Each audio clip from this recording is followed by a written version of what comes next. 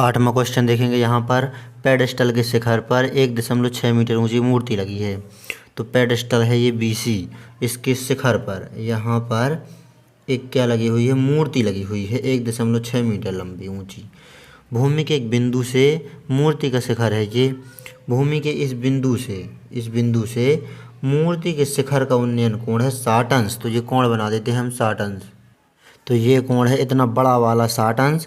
और इसी बिंदु से पेडेस्टल का शिखर, तो पेडेस्टल है BC का शिखर है ये वाला। तो पेडेस्टल का शिखर का उन्नयन कोण 45 अंश है।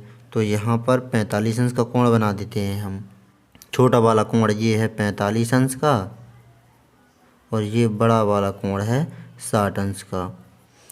अब यहाँ पर हमें पेडेस्टल की ऊंचाई ज्ञात करना है। पेडेस्टल की ऊंचाई ये जो BC है ये मान ली हमने H मीटर।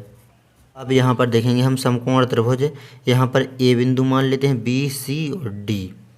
समकोण त्रिभुज ABC में, तो समकोण त्रिभुज ABC में कोण देखेंगे, कोण है 45 अंश का। तो जब 45 अंश का कोण दिया गया हो ये इस प्रकार के प्रश्नों में, तो जितनी यहाँ पर लंब होगा, ऊंचाई होगी, उतनी ही आधार होगा। तो ये भी H मीटर ही होगा। ऊंचाई H मीटर और आधार भी H मीटर होगा।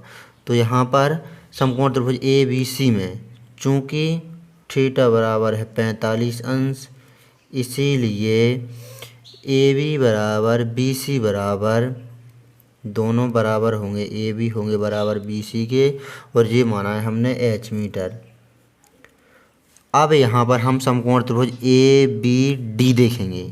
इस प्रकार के प्रश्न में जब थीटा दिया हो 45 अंश तो लंब और आधार बराबर होते हैं। विकल्प भी पूछा जाता है प्रश्न में कि एक पेड़ है जिसकी ऊंचाई है H मीटर और 45 डिग्री पर यहाँ पर छाया, तो छाया यहाँ पर कितनी होगी, तो छाया की लंबाई भी यहाँ पर H मीटर ही होगी।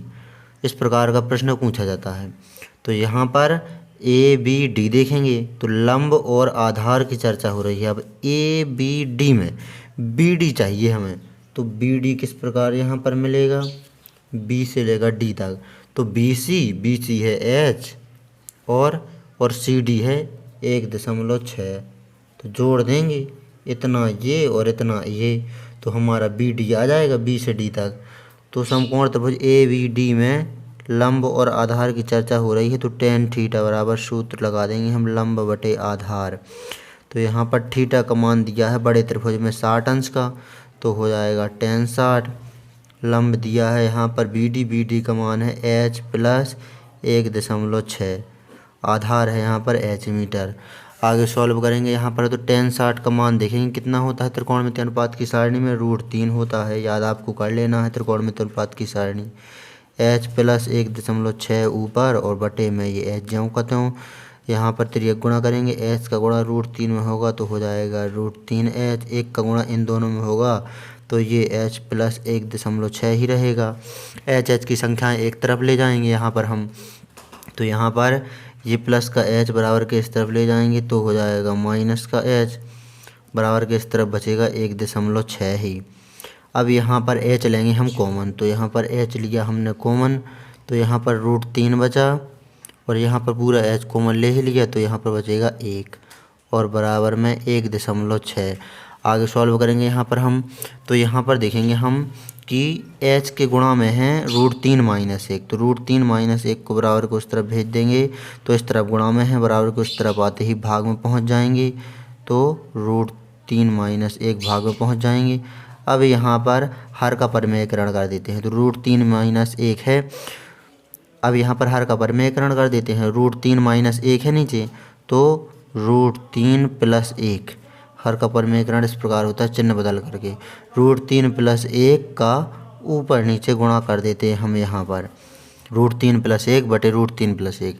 अब यहाँ पर हम गुणा करेंगे, तो यहाँ पर इस प्रकार से गुणा करेंगे हम, H बराबर 1 ये तो गुणा में आ ही जाएगा √3 + 1।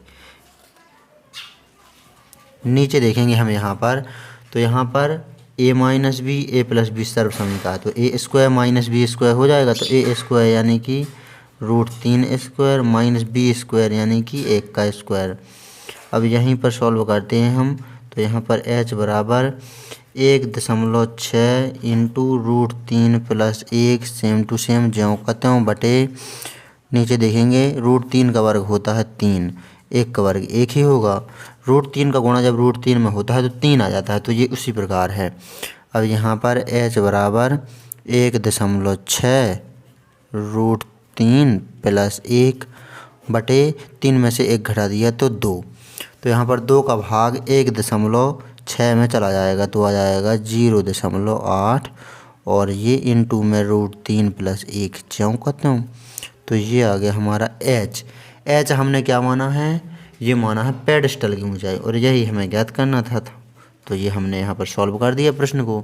h बराबर 0.8 इंटू √3 प्लस 1, इकाई लिख देंगे मीटर, मीटर में ही सब कुछ दिया गया है। तो यहाँ पर नोट कर लीजिए आप इस प्रश्न को अच्छी तरह से, परीक्षा की दृष्टि से बहुत अधिक महत्वपूर्ण प्रश्न है ये।